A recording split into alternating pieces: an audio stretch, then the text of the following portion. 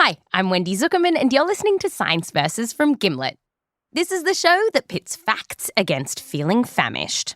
On today's show, fasting. Can it make you slimmer and healthier?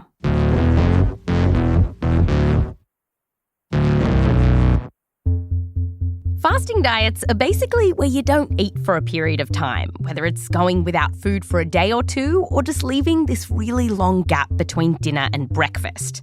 And this way of eating, called intermittent fasting, it's all the rage right now. Seems like everyone's getting into it. According to the gossip mags, Chris Pratt, Courtney Kardashian, and even Hugh Jackman are doing it. Every day what I do is I eat for 8 hours and I fast for 16. And I actually got the diet from Dwayne "The Rock" Johnson, who's a mate of mine. Internet bros and health-fluencers are getting into this foodless frenzy too. Let's talk about how to get lean and ripped with intermittent fasting. But beyond getting ripped, there's a lot of buzz that fasting can make us healthier and do all sorts of impressive things. The medical community is saying it can work. There could be benefits beyond losing weight. Fasting reduces the risk of cancer, Alzheimer's, and can help us live longer. And if a diet could do all this, that would be amazing. Which is probably why a lot of us have questions about it. In fact, Google says that fasting was one of the top trending diets in the US last year. So obviously, we are hungry for knowledge, starved of information we can trust, and fed up with internet celebs. That's why today, we are finding out, is any of the hype real? Like, what can science actually tell us about fasting? When it comes to fasting, there are lots of opinions. But then there's science. Science versus fasting is coming up just after the break.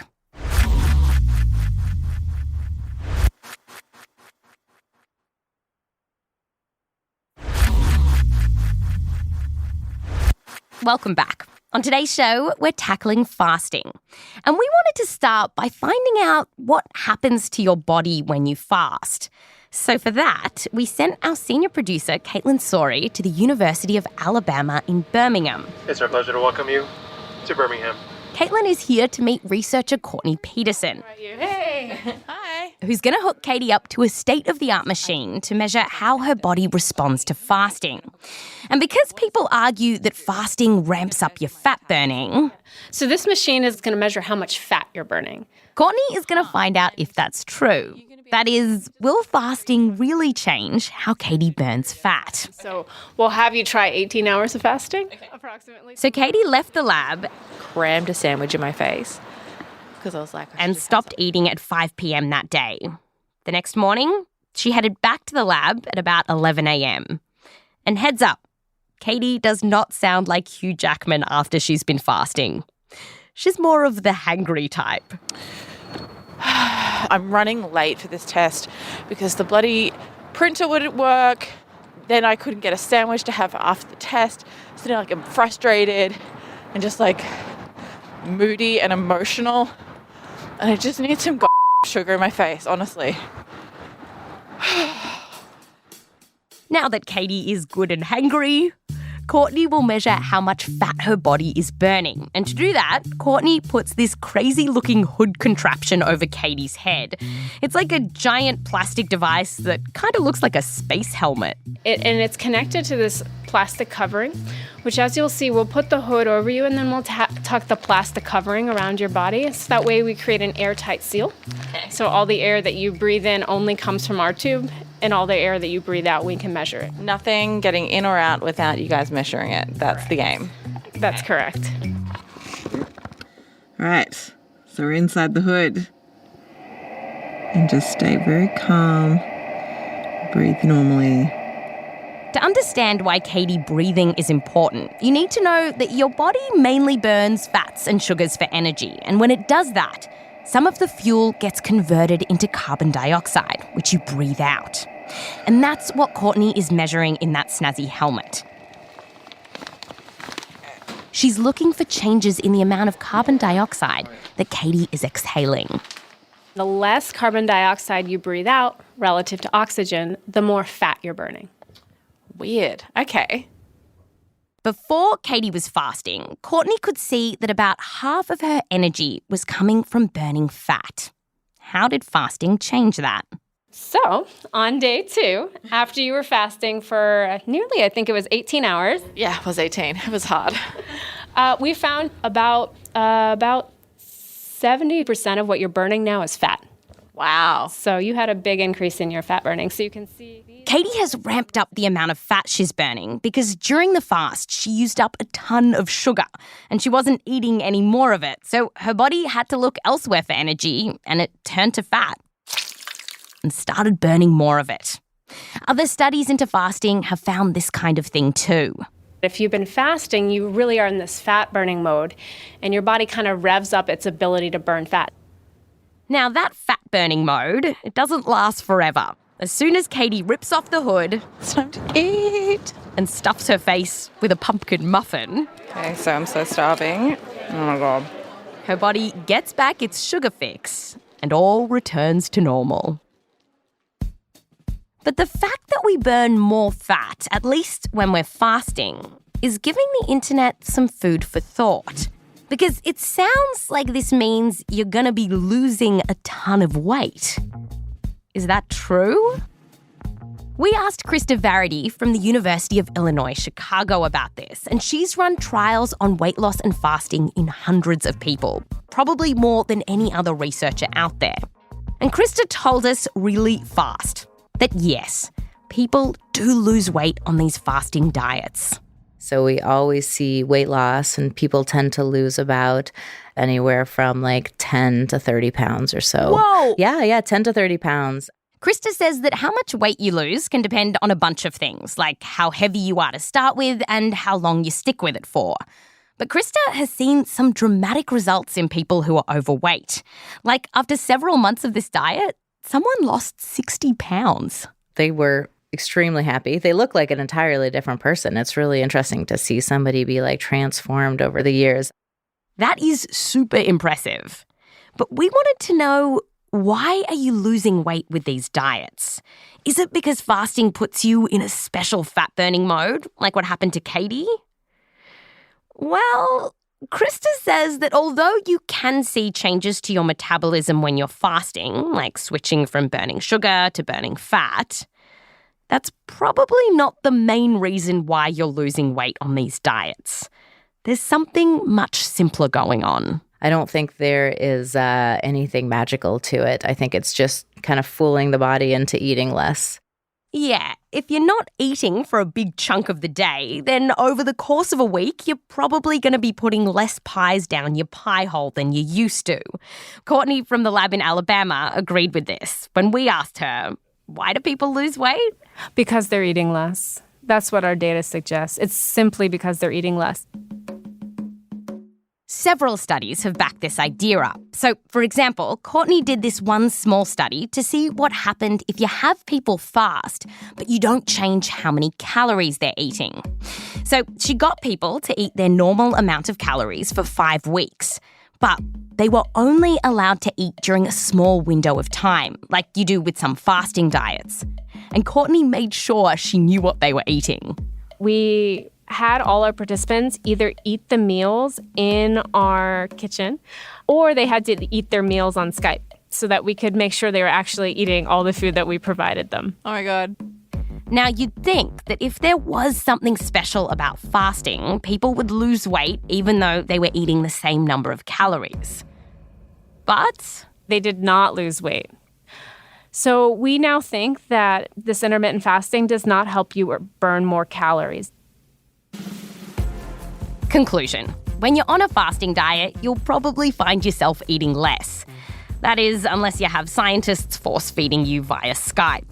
And not putting so much crap down your trap, less mullet down your gullet, not so much jelly in your belly. Well, that's probably the main reason you're losing weight. So, this all sounds pretty promising. Except for one little thing. Jelly is great, and not eating sucks. Remember how hard it was for Katie, our senior producer? I just need some sugar in my face, honestly. Why do people want to do this to themselves?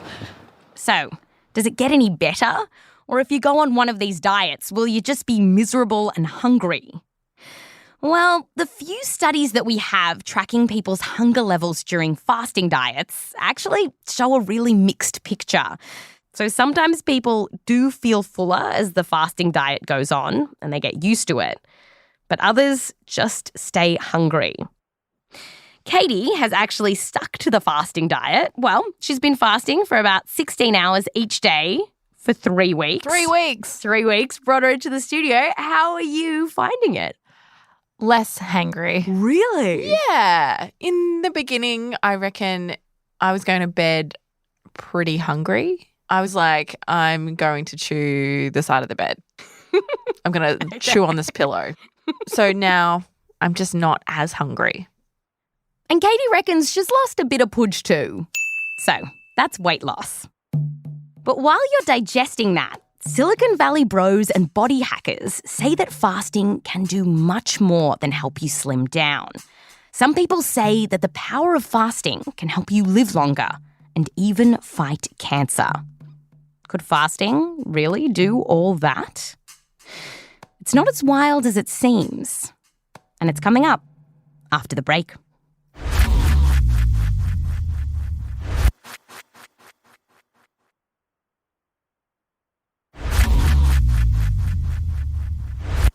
Welcome back. Today, we are chewing up the research into fasting diets. We've just found out that fasting can help you lose weight, and now we're going to tackle some of the bigger claims about this diet, starting with whether fasting can actually make us live a longer, healthier life.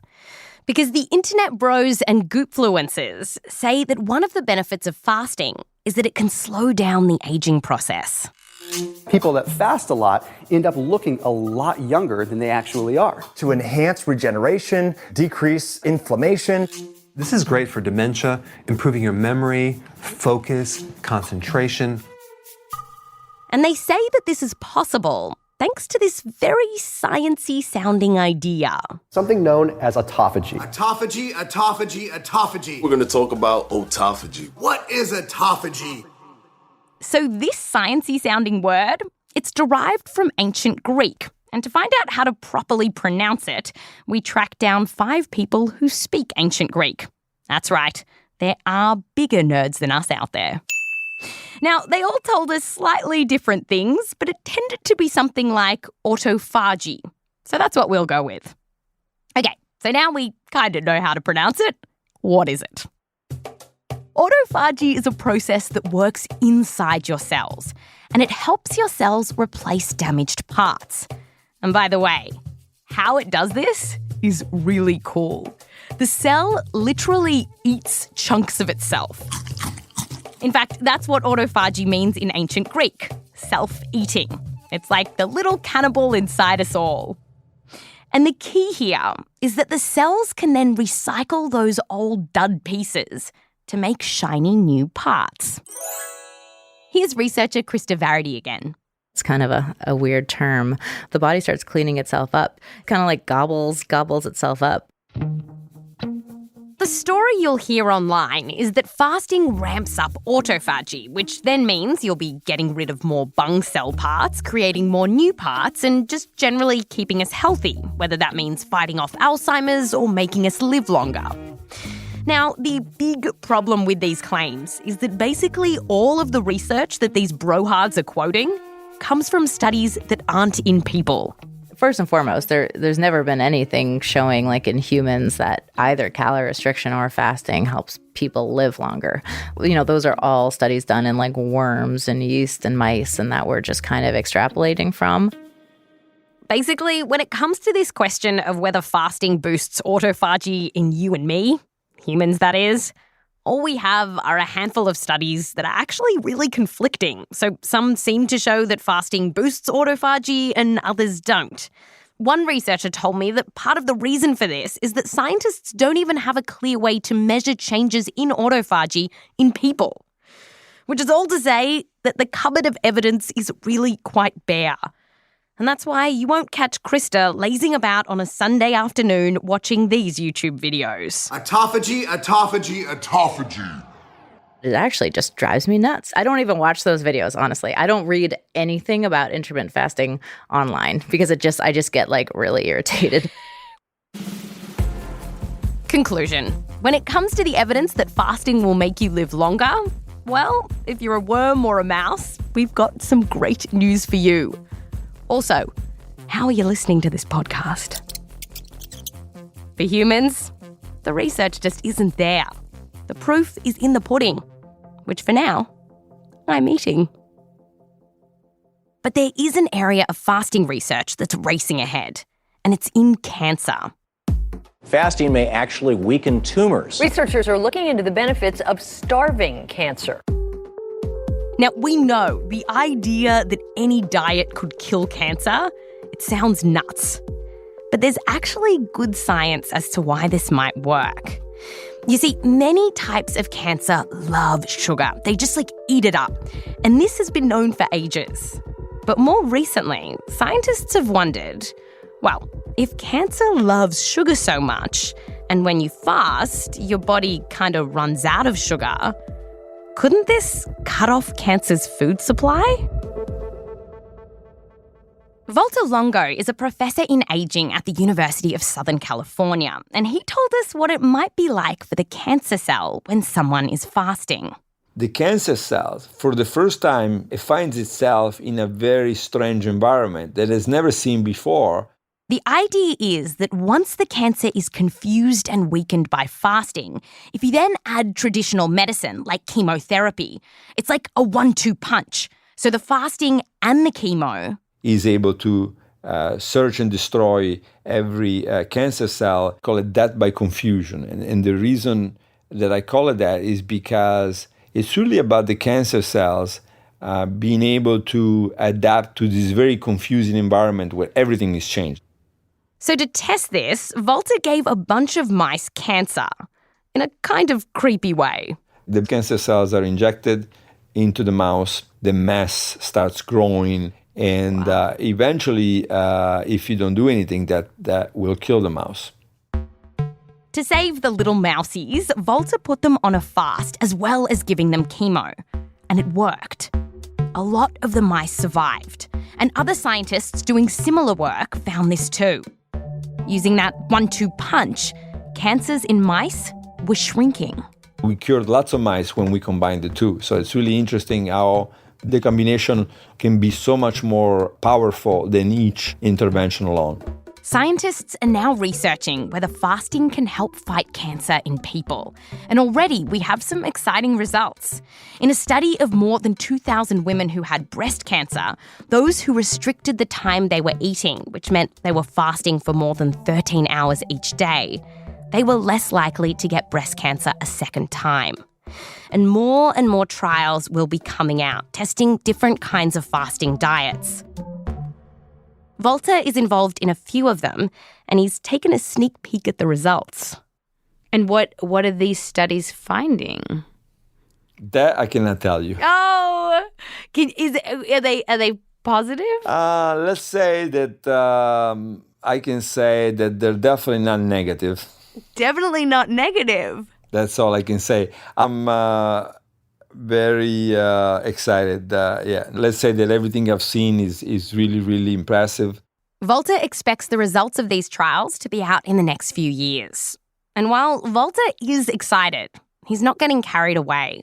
There have been lots of promising cancer treatments in the past, and yet we still don't have a cure. It's an humbling experience, and so there's a lot of uncertainties. It's going to be interesting to see what happens. Yeah. One of the uncertainties with cancer patients is that some fasting diets might cause other problems, like people might lose too much weight and become malnourished.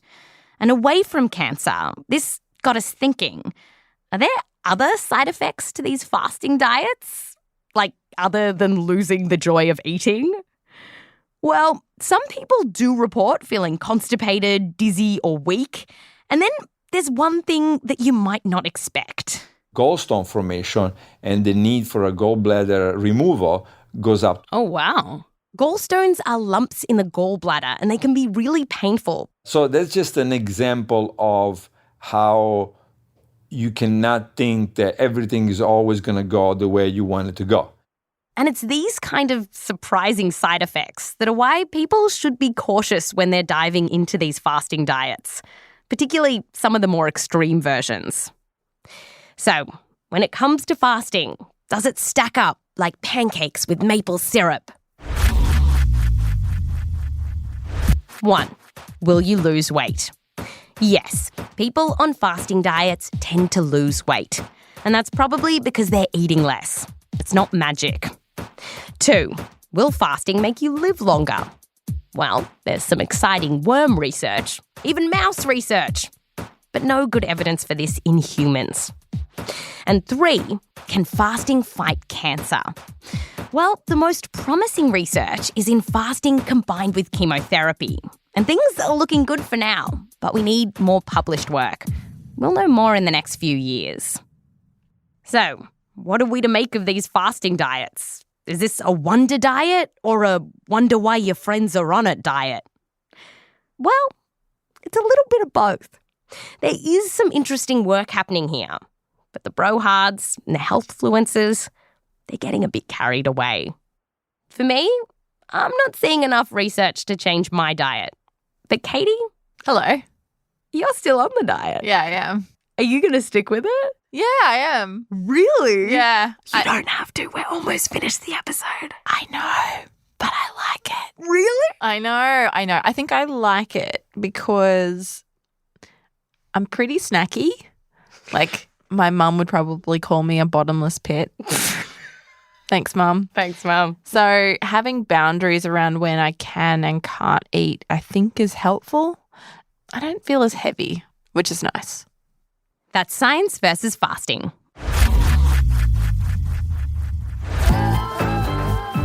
And Katie, hey. So how many citations in this week's episode? 125. Oh, my goodness. And if you would like to see pics of me wearing a space helmet, they're on the Instagram page. And what's our fancy new Instagram page? Science_VS. It's quite appropriate. Yeah. Given that's our name. Nailed it. This episode was produced by our senior producer, Caitlin Sorey, and me, Wendy Zuckerman, with help from Michelle Dang, Rose Rimler, and Meryl Horn. We're edited by Blythe Terrell, with extra editing help from Caitlin Kenny and Annie Rose Strasser. Fact-checking by Eva Dasher and Michelle Dang. Mix and sound design by Peter Leonard. Music by Peter Leonard, Emma Munger, and Bobby Lord. A huge thanks to all the researchers we got in touch with for this episode, including Dr. Peter Chisnell, Dr. Mikkel Holm Vendelbo, Dr. Chang Lu, Dr. Dorothy Sears, Professor Mark Matson, Dr. James D. Dvorak, Dr. Callaway Scott, Professor Richard Billows, Professor Nancy Warman, Dr. Barbara Kowalczyk, and the University of Alabama in Birmingham. Also, thanks to Kimmy Regler, Helen Zaltzman, the Zuckerman family, Frank Lopez, and Joseph Lavelle Wilson. Next week, we're tackling emotional support animals, bringing pets on planes. Is there any evidence that this is a good idea? Oh. Why would you do that, Hal? Why would you do that? It's science.